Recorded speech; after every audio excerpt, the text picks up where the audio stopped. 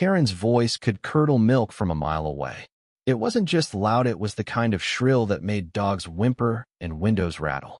She stood in the middle of my ranch, her designer sunglasses perched on her nose, waving a clipboard like it was a royal scepter. "This property is a disgrace," she barked, her jowls quivering with every word. "You're out, cowboy. The HOA doesn't tolerate eyesores like this." I leaned against the fence, chewing on a piece of straw, trying not to laugh. Karen, the self-appointed queen of the Sunny Hills Homeowners Association, had no idea who she was dealing with or what I knew about her precious HOA. The conflict was simple. She wanted my ranch gone, claiming it lowered property values. I wanted her to eat her words, and I had the perfect recipe. The trouble started 3 months ago when Karen moved into the gated community bordering my land. Sunny Hills was all manicured lawns and cookie-cutter mansions, a far cry from my sprawling 50 acres of rolling hills, weathered barns, and grazing horses. I'd inherited the ranch from my grandfather, a man who'd worked the land with his hands and heart. It wasn't fancy, but it was mine free and clear, no mortgage, no HOA, or so I thought. Karen's crusade began with letters. Polite at first, then nasty. "Your fence is an inch too tall," one said. "Your barn's red paint violates aesthetic guidelines," claimed another. I ignored them. Then came the fines, slapped on my mailbox like parking tickets. $500 for unapproved livestock, $1,000 for excessive dust. I tossed them in the fire pit and roasted marshmallows over the flames. But Karen wasn't one to be ignored.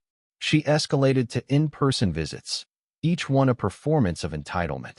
Today was her grand finale, an eviction notice.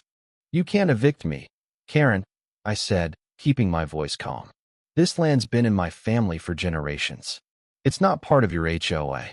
She scoffed, her triple chins wobbling. "Oh, honey, everything around here answers to me. I've got the board's approval, and we're seizing this dump for unpaid fines." She thrust the clipboard at me, a single sheet of paper fluttering in the breeze. "Sign it, or I'll have the sheriff drag you out." Behind her, 2 of her lackeys, HOA board members in khakis and polo shirts, nodded like bobbleheads. They were locals who'd sold their souls for a seat at Karen's table. I recognized one, Greg, a weaselly accountant who'd once begged me to sell him a horse. The other, a woman named Linda, just looked uncomfortable, her eyes darting to the ground. A small crowd had gathered at the edge of my property, neighbors, workers, even old man Jenkins from down the road, leaning on his cane with a grin that said he'd seen this kind of drama before. I took the paper, glanced at it, and handed it back. "You're wasting your time, Karen. You don't own this land, and you can't touch it." Her face turned beet red. "You think you're above the rules? I've got lawyers who'll bury you. This ranch is a blight, and I'm doing this community a favor." She stepped closer, her perfume choking the air. "You're just a dirty cowboy who doesn't belong here." That's when I smiled. Not a friendly smiley, a cold, calculated one. "Funny you mention ownership, Karen. You ever look into who owns that fancy HOA office you're so proud of?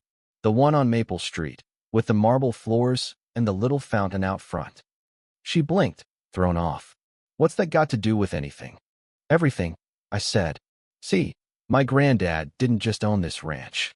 He owned a lot of land around here, including that plot your office sits on. I inherited it all. And here's the kicker. I've been leasing it to your HOA for the past 10 years. Nice rent checks, by the way. Thanks for being so punctual." The crowd murmured. Greg's jaw dropped. Linda looked like she wanted to sink into the dirt. Karen, though, wasn't ready to back down. "You're lying," she spat. "I'd know if we were leasing from some nobody like you." I pulled out my phone, scrolled to a scanned document, and held it up. "Lease agreement, signed by your predecessor in 2015. My name's right there, Karen. James T. Callahan, landlord. You're standing on my property right now, technically, since your car is parked on my access road." Her eyes widened, but she doubled down. "This changes nothing. You still owe fines, and I'll make sure you're out by next week." I laughed, loud enough for the crowd to hear. "Oh, Karen, you're not listening. I don't owe you a dime. But you? Your HOA's lease is up for renewal next month. And guess what? I'm not feeling particularly generous." The crowd erupted in whispers. Jenkins let out a cackle.